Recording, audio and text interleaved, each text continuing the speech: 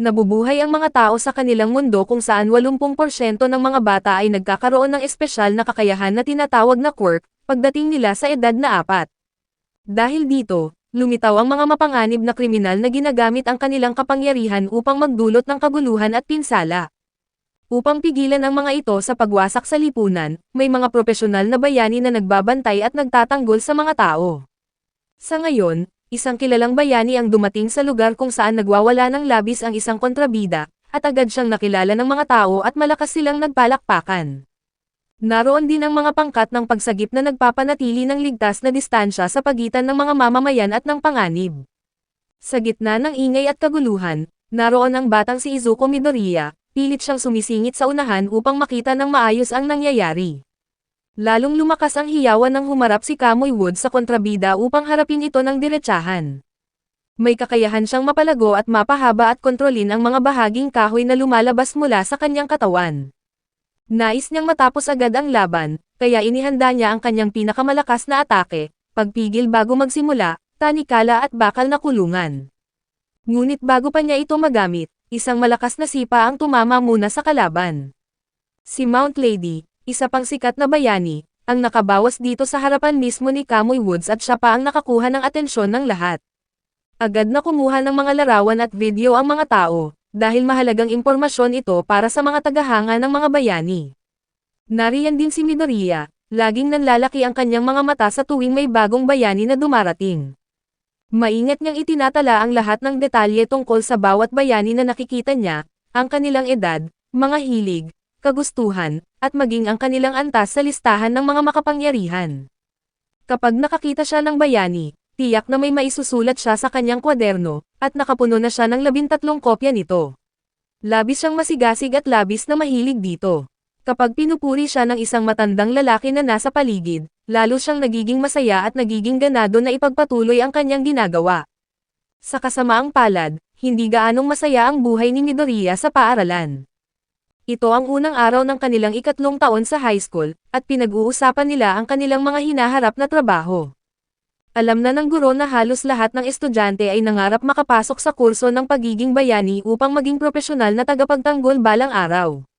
Sa hindi inaasahang pagkakataon, 2 mag-aaral ang lubos na namumukod tangi sa iba. Ang una ay si Katsuki Bakugo, na mula pa sa simula ay mapagmataas at parang mas angat kaysa sa lahat. Hayagan niyang sinabi na ayaw niyang makasama ang mga kaklase na itinuturing niyang mahina. Ibinahagi niya ang kanyang layunin, makapasok sa mataas na paaralan ng UA, ang pinakamagaling na paaralan para sa mga nagnanais maging bayani. Buong tapang niyang sinabing siya lamang ang karapat-dapat at may sapat na galing sa silid-aralan upang matanggap doon. Doon nabanggit ng guro na balak din ni Midoriya na mag-apply sa UA, ngunit biglang nagbago ang damdamin at kalooban ng lahat. Lumapit si Bakugo, malakas na pinalo ang mesa ni Midoriya, at inilapit ang kanyang mukha sa kanya habang galit na galit. Tinanong niya nang may galit kung bakit inaakala ni Midoriya na karapat-dapat siyang magkaroon ng parehong pangarap. Kinutya niya ito dahil ipinapanganak ito na walang anumang kapangyarihan, isang taong walang quirk, at sinabing dapat niyang malaman ang kanyang lugar at huwag nang mangarap ng mataas. Nakalulungkot itong panoorin, dahil lalo pang lumala ang sitwasyon pagkatapos ng klase. Inagaw ni Bakugo ang minamahal na kwaderno ni Midoriya na puno ng impormasyon tungkol sa mga bayani, at agad niya itong winasak gamit ang kanyang kapangyarihang pampasabog. Nagbigay siya ng huling babala, talikuran na ang pangarap na maging bayani at ang pagpasok sa UA, o mas masama pa ang kanyang gagawin. Puno ng galit ang kalooban ni Midoriya at gusto niyang sumigaw pabalik, ngunit natatakot siya at hindi niya mahanap ang mga salitang gagamitin upang ipagtanggol ang sarili laban sa kanyang nang-aapi. Umuwi siyang puno ng pagkabigo at kalungkutan, at kawalan ng pag-asa. Sa kanyang paglalakad, nakita niya ang kanyang nasirang kwaderno na lumulutang at kinakain ng mga isda sa isang maliit na sapa, at nang makita niya ito ay nagbalik ang kanyang mga alaala mula sa kanyang pagkabata. Noon, laging nakikiusap siya sa kanyang ina na ipapanood ang parehong video ng paulit-ulit araw-araw. Ang tunay na kagalakan sa kanyang mga mata ay nagpapakita kung gaano siya kagustong maging bayani, at ang video na iyon ay lumang balita tungkol sa isang malaking sakuna na nangyari noon. Sa pelikula, nakita ang isang bayani na nagligtas ng mahigit 100 tao ng mag-isa, isang kahangahangang gawain. Nakita sa eksena ang isang bayani na may maliwanag at mainit na ngiti na nagbigay ng pag-asa sa lahat ng nanonood. Malinaw na narinig ang kanyang sikat na linya na ayos na ang lahat ngayon dahil dumating na siya, at ang linyang iyon ay nagpangiti at nagbigay inspirasyon sa batang si Midoriya sa loob ng maraming araw. Ngunit dumating ang araw na sinabi ng doktor ang masakit na katotohanan, na walang kapangyarihan si Midoriya. May simpleng paraan upang malaman kung mayroon kang kakayahan, ang tingnan ang kasukasuan ng hinliliit ng paa, at ang mga taong may dalawang kasukasuan ay walang anumang espesyal na kakayahan. May dalawang kasukasuan si Midoriya, na nagpatunay na ipinanganak siya na walang kapangyarihan. Noong gabing iyon, pinanood niya ulit ang video ng maraming beses hanggang sa siya ay umiyak. Tinanong niya ang kanyang ina, maaari po ba siyang maging katulad niya balang araw, at walang magulang ang dapat makita ang kanilang anak na ganoon kalungkot at nadidismaya, ngunit iyon ay noong siya ay bata pa at walang muwang. Ngayong mas matanda na, sinusubukan ni Midoriya na huwag pansinin ang pangungutya at panlalait ng iba, hinahayaan na lamang niya silang mag-isip ng kahit ano tungkol sa kanya. Biglang may isang mapanganib na kontrabida na lumapit ng palihim mula sa likuran. Ito ay isang halimaw na gawa sa putik na biglang lumusob, nais siyang kainin ng buo at gamitin ang kanyang katawan. Buong lakas siyang lumaban, ngunit walang silbi ito laban sa makapal at madulas na putik, ngunit sa sandaling akala niyang wala ng pag-asa, biglang bumukas ang takip ng imburnal at lumabas ang isang bayani upang iligtas siya. Umilag ang bayani sa mga atake ng halimaw, nag-ipon ng lakas at bilis at nagbigay ng isang napakalakas na suntok. Ang lakas at hangin na dulot nito ay sapat upang hatiin at sirain ang halimaw na gawa sa putik. Dahan-dahan na tinapik ng bayani ang mukha ni Midoriya upang gisingin ito, at humingi ng paumanhin dahil sabi niya ay kasalanan niya kung bakit muling nakatakas at nakapinsala ang kontrabida. Agad na nakilala ito ni Midoriya, ito si All Might, ang kanyang pinakahinahangaan at ang pinakadakilang bayani sa lahat. Nagmamadali siyang hanapin ang kanyang kwaderno upang humingi ng lagda, ngunit nang buksan niya ito, nakita niyang tapos na itong pinirmahan ni All Might. Paulit-ulit siyang lumuhod bilang pasasalamat, at bago pa man niya may tanong ang pinakamahalagang bagay na nasa kanyang isipan, naghanda na si All Might na umalis. Tumalon siya ng mataas sa himpapawid na parang isang rocket, ngunit nang tumingin pababa si All Might ay nakitang nakakapit ng mahigpit si Midoriya sa kanyang binti at ayaw niyang bumitaw, patunay kung gaano siya katapat na tagahanga. Nakita ang pagmamakaawa sa mukha ng bata, kaya alam ni All Might na kailangan niyang makarating agad sa lupa. Sa sandaling iyon, humihina na ng husto ang katawan ni All Might, kaya dahan-dahan niyang ibinaba si Midoriya at sinubukang umalis ng mabilis. Tinawag siya ni Midoriya at nagtanong kung may karapatan siyang tumayo doon, o kung may sino mang sumusuporta man lang sa kanyang pangarap. Sa wakas, itinanong niya ang tanong na matagal nang nagpapabigat sa kanyang kalooban, na maaari po bang maging dakilang bayani na katulad ninyo ang isang taong walang anumang kapangyarihan. Ngunit umabot na sa limitasyon ang lakas at katawan ni All Might, hindi na niya kayang panatilihin ang kanyang malakas at maskuladong anyo kahit saglit pa. Biglang may usok at narinig ang mahinang tunog, at ang bayaning hinangaan ni Midoriya sa buong buhay niya ay nagbago sa harapan mismo niya. Ang tumayo sa kanyang harapan ngayon ay isang payat, mahina, at mukhang may sakit na lalaking nasa katanghaliang gulang, at kung sasabihin ng tapat, halos kamukha siya ng isang kalansay. Lalo pang lumala ang sitwasyon dahil ang halimaw na putik na kanyang nahuli at itinago sa loob ng kanyang kasuotan ay wala na roon, dahil nakawala ito at nahulog sa kalsada. Nagkataon na dumadaan mismo sa lugar na iyon si Bakugo at ang kanyang mga kaibigan. Masama na ang kanyang loob noon pa man, kaya sinipa niya ang isang bote na nakahandusay sa lupa, isang simpleng kilos na hindi niya inaakalang magiging sanhi ng isang malaking sakuna. Sa kabilang dako naman, nararanasan ni Midoriya ang pinakamalaking gulat sa kanyang buhay. Kahit noong nalaman niyang wala siyang anumang espesyal na kapangyarihan, hindi ito maihahambing sa nakikita niya ngayon, ang kanyang hinahangaang bayani na si All Might, na ngayon ay mukhang mahina at payat na parang lobo na nawalan ng hangin. Ang nakikita niyang panghihina at pagkasira ng anyo nito ay sapat na upang malaman niya ang tunay na kalagayan ni All Might. Ngayong alam na ni Midoriya ang lihim, ang tanging inaalala na lang ni All Might ay baka ipagkalat o ibalita ito ng bata sa internet. Ipinaliwanag ni All Might na 5 taon na ang nakalilipas, sa gitna ng isang matinding labanan laban sa isang masamang kalaban, tinamaan siya ng isang malubha at nakakapinsalang sugat. Kahit dumaan siya sa maraming operasyon, hindi na kailanman naayos ng lubusan ang pinsalang natamo niya. Dahil dito, kaya lamang niyang panatilihin ang kanyang anyo at lakas bilang bayani sa loob ng humigit kumulang 3 oras bawat araw. Gayunpaman, kahit nasa ganitong kalagayan, pinili pa rin niyang ngumiti at harapin ang kasamaan ng walang takot, habang itinatago sa publiko ang kanyang tunay na nararamdaman upang manatiling panatag at ligtas ang loob ng mga tao. Naging tapat siya kay Midoriya at sinabi ng malinaw, hindi niya maipangako na ang isang taong ipinanganak na walang kapangyarihan ay may kakayahang maging isang tunay na bayani. Pinayuhan niya ang bata na maging makatotohanan at muling pag-isipan ang kanyang pangarap. Matapos sabihin ang mabibigat na salitang iyon, dinukot ni All Might ang nakakulong na masamang nilalang na inilagay niya sa loob ng bote, ngunit nawawala ito. Sa di kalayuan, may makapal na usok na nagsisimula ng umakyat sa langit, at kapag may usok sa lungsod, ibig sabihin ay may panganib, at agad na naunawaan ni All Might kung ano ang nangyari. Nakita rin ito ni Midoriya, ngunit dahil sa labis na pagkadismaya at pagkasira ng loob mula sa mga salita ng kanyang idolo, nagpa siya siyang umuwi na lamang. Samantala, nagsisimula nang dumating ang mga profesional na bayani sa pinangyarihan ng kaguluhan. Naunang sumugod si Death Arms at agad na sumalakay, ngunit walang epekto ni kaunti ang kanyang mga suntok sa malagkit at madulas na kalaban. Naipit naman si Bakugo sa loob ng nilalang na parang putik, pilit na lumalaban at ibinubuga ang kanyang kapangyarihang pampasabog upang makalaya. Subalit sa halip na talunin ang kalaban, lalo lamang nitong hinahangad na makuha ang katawan ni Bakugo dahil sa lakas nito. Sumunod na dumating si Mount Lady, ngunit dahil sa laki ng kanyang katawan, hindi siya makagalaw o makalaban ng maayos sa makipot na daanan. Hindi rin magamit ni Kamui Woods ang kanyang kapangyarihang may kinalaman sa kahoy dahil sa umaapaw na apoy sa paligid, at abala naman si Backdraft sa pagpatay ng apoy. Walang sino man sa kanila ang makalapit o makakapagligtas kay Bakugo, kaya napilitan silang maghintay, umaasang darating agad ang isang bayani na may angkop na kapangyarihan para sa sitwasyon. Nandoon na rin si All Might, ngunit lumipas na ang kanyang 3 oras na limitasyon, hindi na siya makapagbago ng anyo o makagamit ng lakas. Nasa malapit din si Midoriya, puno ng kawalan ng pag-asa at halos umiyak na. Kung mismong ang pinakadakilang bayani ay nagsabing imposible ang kanyang pangarap, kaya bakit pa siya magsusumikap, ngunit nang hindi niya namamalayan ay kusang humakbang ang kanyang mga paa patungo sa direksyon ng usok.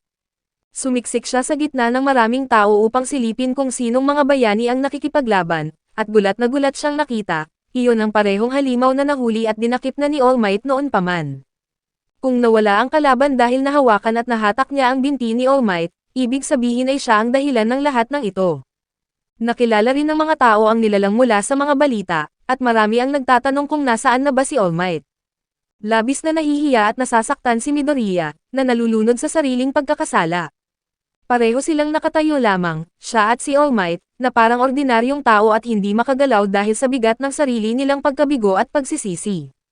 Ngunit sa isang iglap, nagtama ang kanilang paningin, kitang-kita sa mukha ni Bakugo ang matinding takot, tila nakikiusap at humihingi ng tulong. Sa sandaling iyon, ang batang walang anumang kapangyarihan ay biglang tumakbo palapit, takot na takot siya at nanginginig ang kanyang mga tuhod, ngunit patuloy pa rin siyang sumusugod. Hindi niya rin alam kung bakit niya ito ginagawa, naalala niya ang kanyang kwaderno na puno ng mga impormasyon at inihagis niya ang kanyang bag ng diretso sa mata ng halimaw. Habang nakapikit at nalilito pa ang kalaban dahil sa pagkabulag, buong lakas na hinawakan at sinubukan ni Midoriya na hilahin palabas si Bakugo. Nang tanungin siya ni Bakugo kung bakit niya tinataya ang sariling buhay, simpleng sumagot lamang ang bata na mukhang kailangan niya ng tulong. Ang mga salitang iyon ang tanging kailangan ni All Might upang magising at kumilos, at ito ang nagtulak sa kanya na lumampas sa sarili niyang hangganan. Napagtanto niyang napakawalang kabuluhan at mahina ang kanyang kalooban, tinuruan niya ang isang bata tungkol sa katotohanan ng buhay, habang siya naman ay nakatayo lamang at ayaw kumilos. Mabilis siyang sumugod at nagpakawala ng isang suntok na may napakalakas na puwersa, na lumikha ng malakas na alon na bumago sa lagay ng panahon sa paligid. Ang hangin na nabuo ay naging ipo-ipo na umabot hanggang sa mga ulap, nagdala ng malakas na ulan, at naging dahilan ng masigabong palakpakan at hiyawan ng mga tao. Pagkatapos ng pangyayari, mahigpit na pinagsabihan at pinagalitan ng mga profesional na bayani si Midoriya dahil sa kanyang mapanganib at walang pag-iisip na ginawa. Samantala, si Bakugo naman ay pinarangalan at pinuri ng lahat dahil sa kanyang kahangahangang lakas at kapangyarihan. Naglakad pa uwi si Midoriya na puno ng lungkot at napanghinaan ng loob, hanggang sa biglang lumapit at humabol sa kanya si Bakugo. Akala niya ay magpapasalamat ito, ngunit sa halip ay pasigaw na sinabi ni Bakugo na hindi niya kailangan ng tulong mula sa isang walang silbi at mahinang nilalang na gaya ni Deku. Sa sandaling iyon ay biglang lumitaw si All Might, humahalaklak sa kanyang tanyag na tawa, at biglang nagbalik sa kanyang payat at mahinang anyo. Nandoon siya upang pasalamatan si Midoriya, at inalok ang isang pagkakataong magpapabago sa buhay ng bata. Sinabi niya kay Midoriya na ang katapangan ng bata, kahit wala itong anumang kapangyarihan ay nagbigay sa kanya ng lakas upang kumilos at gawin ang nararapat. Ipinaliwanag niya na ang tunay na katangian ng isang bayani ay hindi nasusukat sa lakas o kapangyarihan, kundi sa pagkakaroon ng puso at katawan na kusang kumikilos upang iligtas at tulungan ang ibang tao anuman ang mangyari. Ganoon ang ginawa ni Midoriya, at dahil doon, karapat-dapat siyang maging isang tunay na bayani. Ito ang mga salitang matagal nang hinihintay ni Midoriya mula pa sa simula ng kanyang buhay, at ang lahat ng sakit at hinanakit na naramdaman niya ay biglang naglaho at nawala. Ipinagkaloob ni All Might kay Midoriya bilang tagapagmana ng kanyang sariling kapangyarihan, at parang hindi kapanipaniwala, ngunit ito ay totoo at tiyak. Nagbiro pa ang payat na bayani, at sinabing akala ng mga tao ay ang kanyang kapangyarihan ay simpleng pagbuga lamang ng dugo upang takutin ang mga kaaway, at sinabi niya kay Midoriya na huwag mag-alinlangan sa pagtanggap nito. Ipinaliwanag niya na inaakala ng media at ng publiko na ang kanyang kakayahan ay sadyang sobrang lakas lamang, at hinahayaan lang niyang maniwala sila doon. Ngunit ang katotohanan, ang kanyang kapangyarihan ay tinatawag na isa para sa lahat, isang maalamat na kakayahan na pinapaunlad. Kinabukasan, nagsimula na ang totoong pagsasanay, at hirap na hirap si Midoriya na hilahin ang isang lumang ref sa ibabaw ng buhangin habang nakaupo sa ibabaw nito si All Might. Ang bagay na ito ay may bigat na 200 kilo, at tinutokso siya sa pamamagitan ng pagtawag sa kanya na kasing lampan ng mga hindi nakalike sa video.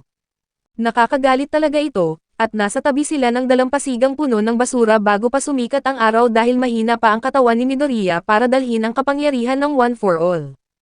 Kung tatanggapin niya ito ngayon ay baka sumabog o madudurog ang kanyang mga bahagi ng katawan dahil sa tindi ng lakas nito, at upang maiwasan ang ganitong kapahamakan, kailangan niyang sumailalim sa mahigpit na pagsasanay. Matagal nang ginagawang imbakan ng mga tao ang dalampasigang ito, at ang paglilinis dito ay ang pinakamainam na paraan upang mapalakas at mapatatag ang kanyang katawan.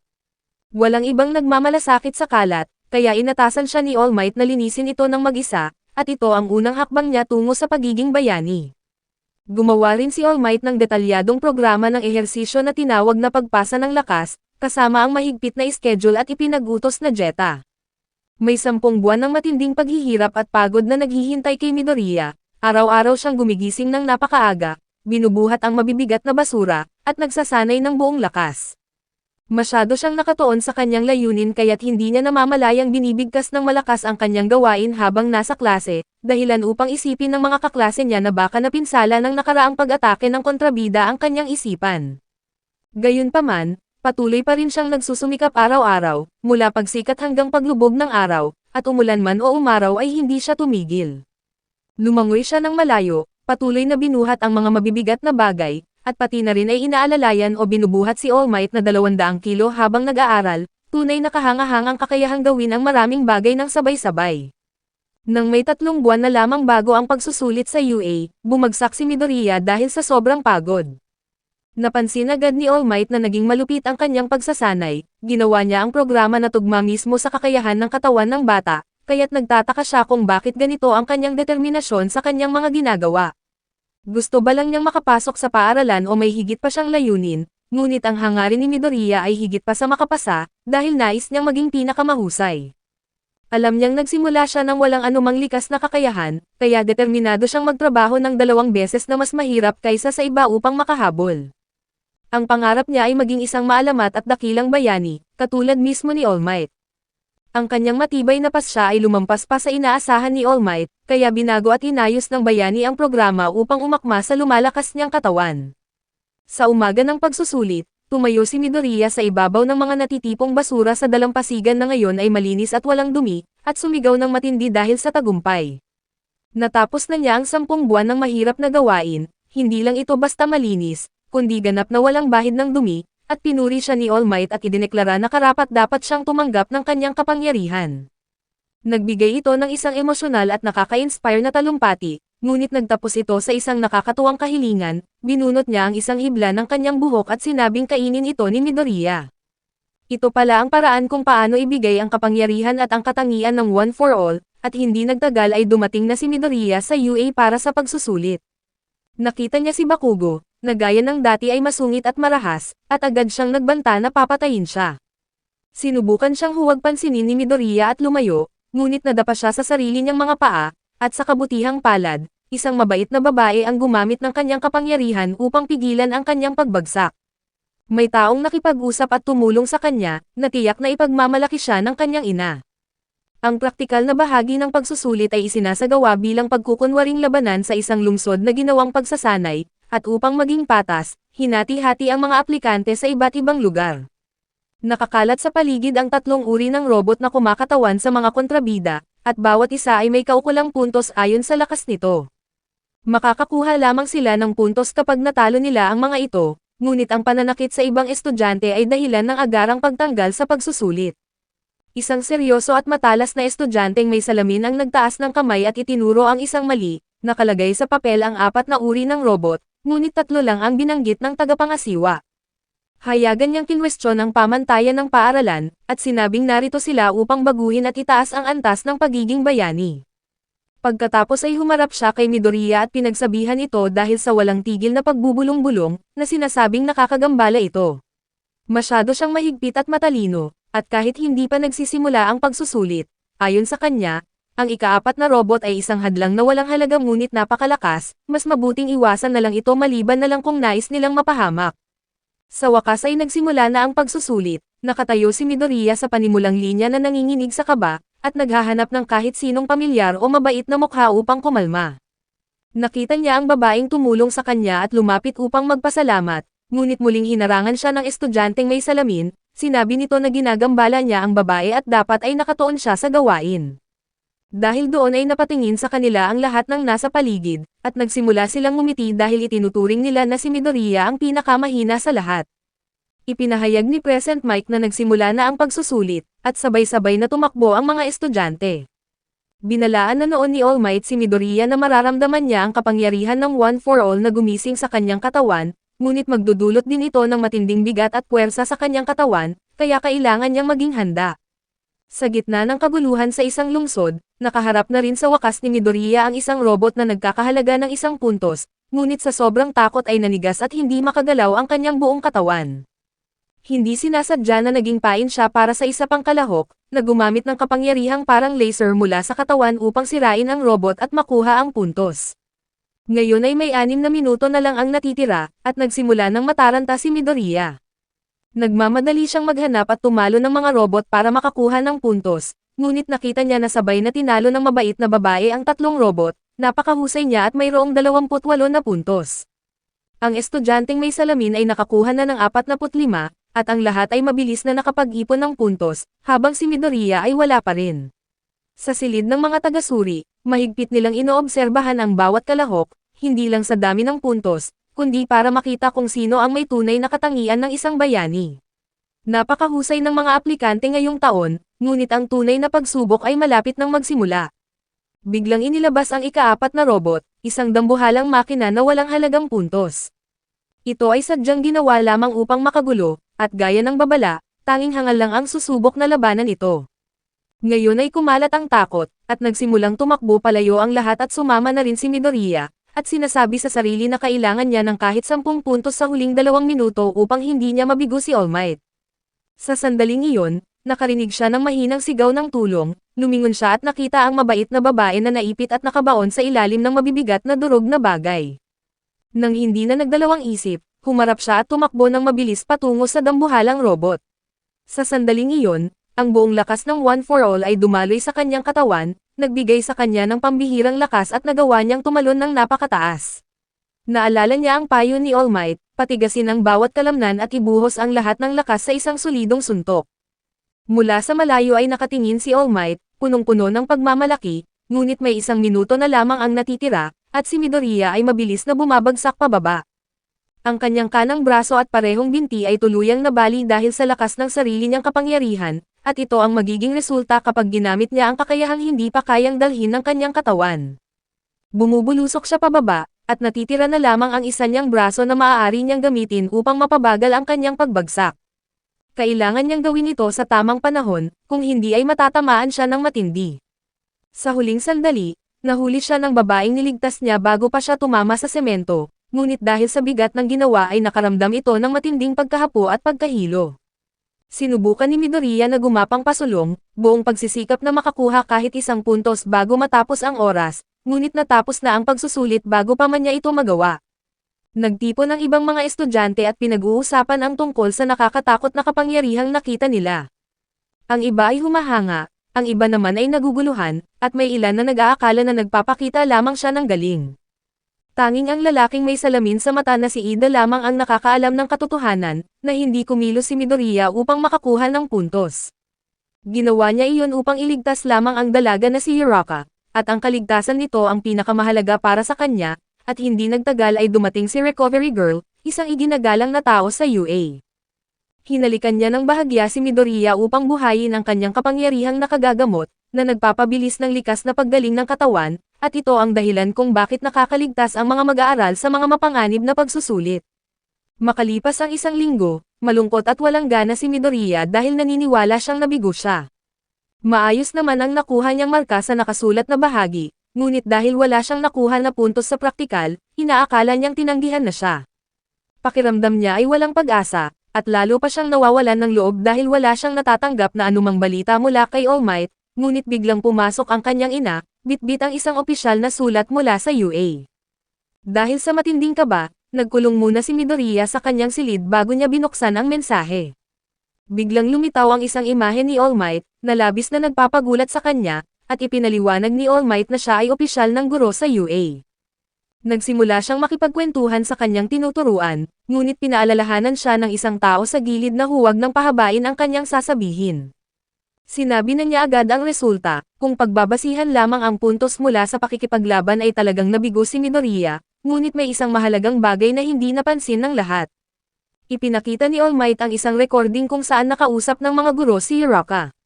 Lumapit mismo ang dalaga sa mga guro at kinakabahan na nakiusap na ibigay kay Midoriya ang ilan sa kanyang mga puntos, dahil isinakripisyo nito ang kanyang pagkakataong makakuha ng score para lamang iligtas ang kanyang buhay. Hindi naman kinailangang bawasan ang puntos ni Uraka, dahil mayroon palang nakatagong paraan ng pagmamarka ang paaralan, ang puntos para sa pagliligtas. Paano tatanggihan ng kurso ng bayani ang isang taong isinakripisyo ang lahat upang gawin ang tama at magligtas ng buhay? Nakakuha si Midoriya ng 60 puntos para sa pagliligtas, at nakakuha naman si Uraka ng 45 at pareho silang tinanggap. Ito ang tunay na simula ng paglalakbay ni Midoriya, at maligayang pagdating sa Akademya ng mga Bayani, inilathala agad ang opisyal na pagkakasunod-sunod ng mga nakakuha ng matataas na marka. Si Bakugo ang nauna na walang nakuhang puntos sa pagliligtas, habang si Midoriya naman ay nasa ika-7 na walang nakuhang puntos sa pakikipaglaban, isang malaking pagkakaiba sa pagitan nilang dalawa. Noong gabing iyon, tumakbo si Midoriya sa dalampasigan upang makita si All Might, at sa sobrang tuwa ay halos sumigaw siya ng malakas sa pangalan ni All Might, na halos magbunyag ng kanilang lihim na ugnayan. Nagbabala si All Might na mag-ingat siya dahil walang ibang nakakaalam ng kanilang samahan. Sinabi niyang kailangang magsikap ng mabuti ni Midoriya, at binanggit din niya na pansamantala lamang siyang magturo doon, bagay na wala naman sa kanyang orihinal na plano. Pakiramdam ni Midoriya ay napakaswerte niyang tao, bagamat nag-aalala pa rin siya kung paano magamit ng mabuti ang kanyang kapangyarihan. Nakakalungkot para sa kanya na tuwing ginagamit niya ang One for All ay laging nababali ang kanyang mga buto, at hindi naman nagulat si All Might, dahil hindi nakukuha ang ganitong lakas sa isang iglap. Hindi ito katulad ng mga kwentong pantasya na binabasa mo, dahil ang tunay na paglago ay nangangailangan ng panahon at pagsisikap. Ang bagong tungkulin ni Midoriya ay sanayin ang bawat bahagi ng kanyang katawan at isipan, hanggang sa magamit niya ang kapangyarihan ng kasing daling at kasing likas ni All Might. Bilang pagpapakita ay nagbagong anyo si All Might, ngunit kinakailangan na niyang umalis bago pa man maubusan ng oras ang kanyang kapangyarihan. Kinabukasan, nagtungo na si Midoriya para sa kanyang unang araw sa paaralan, at sinabi ng kanyang ina na mukhang magalang at maayos siyang tignan, at labis itong nakagagalak sa kanyang puso. Ang pagmamahal at suporta ng kanyang ina ang nagbibigay sa kanya ng lakas ng loob upang magtagumpay at ipagmalaki siya nito. Nang nakatayo na sa harap ng pintuan ng silid-aralan, napagtanto niyang nasa ibang antas talaga ang UA kumpara sa dati niyang paaralan. Kinakabahan siyang isipin kung sino ang kanyang magiging mga kaklase, at tama nga ang hinala niya, naroon din sina Bakugo at Ida. Ganoon pa rin ang ugali ni Bakugo, sumisigaw at namumutya sa sandaling makita niya si Midoriya. Bumati ng maayos si Eda sa pagkakataong ito, at inamin niyang mali ang kanyang paghusga sa ugali at intensyon noong panahon ng pagsusulit. Pagkatapos ay dumating si Hiraka, at biglang namula ng husto ang mukha ni Midoriya, ngunit galit na galit naman si Bakugo. Ipinagmalaki ng kanilang dating punong guro na pareho silang nakapasok sa UA, ngunit nais ni Bakugo na siya lamang ang maging natatanging estudyante mula sa kanilang paaralan, at ang pagkakaroon doon ni Midoriya ay tila isang kahihiyan para sa kanya. Sinubukan niyang pilitin si Midoriya na umalis at huwag nang tumuloy, ngunit nanindigan si Midoriya, isang bagay na labis na nagpapagulat kay Bakugo. Sa pasilyo, biglang lumitaw ang isang lalaking nakabalot sa tulugan, at halos sumabog sa takot ang buong klase. Mukha siyang pagod at may malalalim na guhit sa ilalim ng kanyang mga mata, malayo sa inaasahan ng sinuman na magiging itsura ng isang propesyonal na bayani. Ngunit ito nga ang kanilang guro sa silid-aralan na si Aizawa, at inutusan niya ang lahat na magsuot ng damit pang-ehersisyo at magtungo sa labas. Nagtanong si Uraka kung gaganapin ba ang seremonya ng pagbubukas, ngunit hindi mahalaga kay Aizawa ang mga ganitong kaugalian, dahil hindi sumusunod ang paaralan sa karaniwang mga patakaran at nagsisimula sila sa pagsasanay. Ipinahayag ni Aizawa ang kanilang unang gawain, ang pagsusuri sa kapangyarihan. Sa dating paaralan, ang mga pisikal na pagsusulit ay ginagawa ng hindi gumagamit ng kapangyarihan, ngunit sa kanilang universo, inaasahang gagamitin ng mga mag-aaral ang kanilang kakayahan ng buong husay. Tinawag niya si Bakugo upang ihagis ang isang bola. Sa dating paaralan, ang naitalang record ni Bakugo ay 67 metro, ngunit sa tulong ng kanyang kapangyarihang pampasabog, higit sa 700 metro ang inabot ng kanyang hagis.